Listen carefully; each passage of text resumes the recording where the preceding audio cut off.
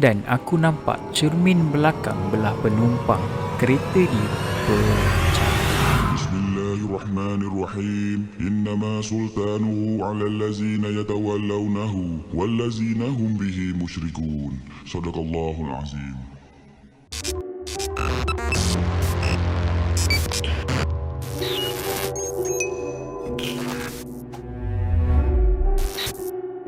Hai, Assalamualaikum. Nama aku Ray. Hari ni aku nak cerita kat korang kisah seram yang terjadi dekat kawan dan kakak aku sendiri. Disebabkan ramai korang yang rasa video aku pendek sebelum ni, so hari ni aku akan cerita dua cerita seram. Cerita pertama adalah cerita pasal toyol dan juga cerita kedua adalah cerita pasal penanggal. Sebelum aku mula, macam biasa, jangan lupa tekan button like dengan subscribe dekat bawah. Terima kasih. Okey, sekarang jom kita start. Okey, kisah yang pertama ni adalah pasal toyol. And cerita ni jadi dekat sekolah menengah aku. Kes ni antara kes yang menggegarkan sekolah aku. Pada satu hari tu, ada kes kecurian duit dekat pejabat. Pada mulanya, diorang suspek ramai orang. Antaranya budak asrama dan juga pengawal. Sebab kes kecurian duit tu hilang dalam pejabat sekolah. Pada mulanya, pihak sekolah ni diorang suspek budak-budak asrama yang buat. Tapi bila diorang tengok balik dekat pintu pejabat ataupun tingkap pejabat tu, tak ada langsung kesan kopak ataupun pecah masuk. Suspek yang kedua, pihak sekolah ni diorang target pengawal. Sebab pengawal je ada lepas time sekolah and pengawal je yang bebas berjalan ke mana saja dekat sekolah tu. Tapi benda yang sama jadi sebab tak ada langsung kesan pecah masuk dan pengawal tak ada kunci untuk buka pejabat tu. Hanya guru besar dan juga seorang je kerani yang pegang kunci pejabat. Mula-mula duitnya hilang tu sikit tau, tapi makin lama makin banyak. Yang peliknya duit yang hilang tu dia ikut warna. Contohnya akan hilang duit RM1 je ataupun akan hilang duit RM50 je, duit RM10 je ke, macam tu. And pencuri tu dia tak ambil semua duit dalam bekas tu, dia hanya ambil sikit je, ikut warna. Jadi ada seorang cikgu dekat sekolah aku tu, dia ada tuntut ilmu dekat Darul Shifa. Jadi dia dapat rasa yang kes curi duit ni bukan berpunca daripada seorang manusia, tapi melibatkan satu entiti yang pendek dan botak. Jadi bila cikgu tu suspek macam tu, dia set up satu perangkap tau untuk nak confirmkan adakah ini toyol ataupun pencuri. Jadi satu hari tu cikgu ni dia letak tepung dan juga kacang hijau. Dia letak tepung tu dalam satu dulang and dia letak kacang hijau tu bertebaran dalam dulang tepung tu. Dan belakang dulang tepung tu diletakkan bekas duit tersebut. So perangkap tu pun cikgu tu biar semalaman. Esoknya guys, satu kejadian yang amat seram dan mengejutkan.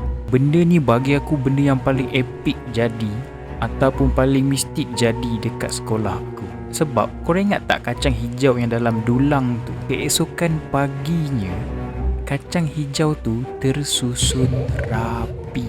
Dan lagi satu yang paling menyeramkan, dekat kerusi, dekat meja penuh dengan tapak tangan budak kecil. Aku sendiri tengok guys tapak tangan tu. Tapak tangan tu macam budak berumur 2 ke 3 tahun.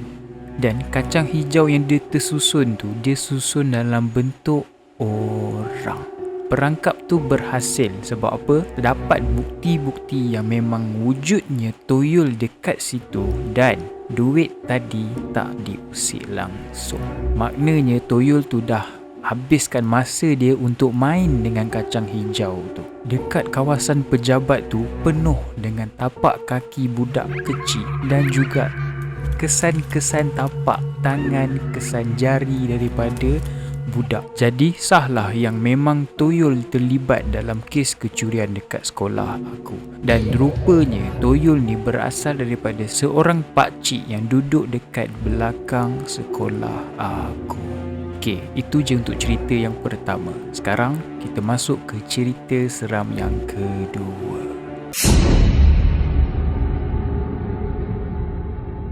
Cerita yang kedua ni adalah pasal penanggal. And kisah ni jadi depan mata kepala aku sendiri. Waktu tu kakak aku ni dia balik ke rumah mertua dia dekat Beranang, Selangor. Kebetulan aku ada mak saudara yang duduk dekat Beranang, Selangor juga. Tapi kampung yang berlainan dengan mak mertua kakak aku. Kiranya macam kampung sebelah lah macam tu. So waktu tu kakak aku ni dia baru lepas lahirkan anak yang kedua dia. Baru berumur 2 ke 3 bulan. And kisah ni terjadi pada satu malam. Time ni aku, mak aku dan abah aku ada dekat rumah mak saudara aku. Jadi kakak aku pada malam kejadian tersebut dia datang daripada rumah mak mertua dia ke rumah mak saudara aku. Kampung mak saudara aku ni agak popular dengan kejadian-kejadian misteri dan juga mistik. Kakak aku kan on the way daripada rumah mak mertua dia pergi rumah mak saudara aku. Sampai-sampai je kereta yang abang ipar aku pandu, kami lihat kakak aku menangis teresak-esak. Anak sulung dia menjerit dan menangis dan abang ipar aku dalam keadaan yang sangat-sangat terkejut. Dan aku nampak cermin belakang belah penumpang kereta dia pecah. Pada mulanya kami ingat ini kes rompak ataupun samun. Kami pun tenangkan kakak aku, tenangkan abang ipar aku. Dan lepas diorang ni bertenang, barulah abang ipar aku buka cerita yang sebenar. Pada malam tu, tengah diorang on the way ke rumah mak saudara aku, tiba-tiba ada satu cahaya yang muncul daripada belah kiri kereta tu. Mula-mula kakak aku yang nampak. Dia nampak ada lampu kat situ. Tapi dia pelik sebab jalan tu sepatutnya gelap dan tak ada lampu langsung. Dan kakak aku sedar yang lampu tu makin lama dia makin dekat. Sampai kan dia cakap dekat abang ipar aku. Abang ipar aku pun tengok cahaya tu and dia pelik sebab memang cahaya tu makin lama makin dekat. Sampaikan cahaya tu betul-betul sebelah je kereta diorang. Dan rupanya cahaya tu adalah satu berbola api. Dan kakak aku bagi tahu berbola api tu sangat-sangat panas. Dia dari dalam kereta pun dia dapat rasa bahang berbola api tu. And time tu keadaan jadi kelam kabut sebab anak dia dekat belakang dah menangis, baby tu pun dah start menangis. Abang ipar aku ni dia lajukan kenderaan tapi berbola api tu tetap dekat belah kiri kereta dia. Makin lama benda tu makin dekat dan makin dekat. Sampaikan satu detik tu benda tu betul-betul sebelah je cermin penumpang belakang.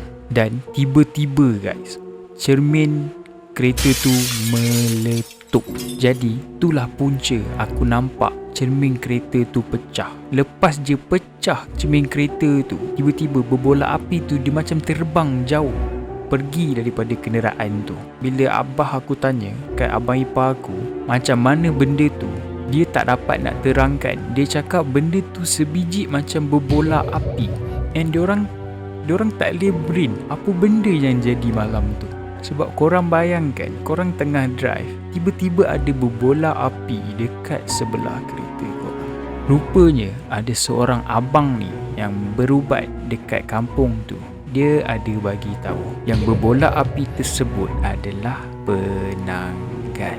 Dia cerita yang penanggal ni sifat dia panas dan kita akan nampak dia seperti berbola api.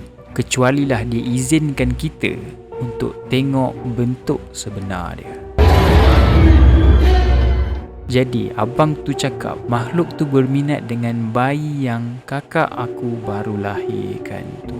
Alhamdulillah dengan izin Allah Diorang sekeluarga selamat dan tak ada apa-apa yang jadi. Cuma malam tu kakak aku trauma dan masih tak boleh terima apa yang jadi pada malam tu. Okay guys, tu je cerita untuk video kali ni. Kalau korang suka, jangan lupa tekan button like dengan subscribe dekat bawah. Dan kalau korang ada cerita-cerita seram yang korang nak aku sampaikan, korang boleh emailkan cerita korang dekat email aku di bawah.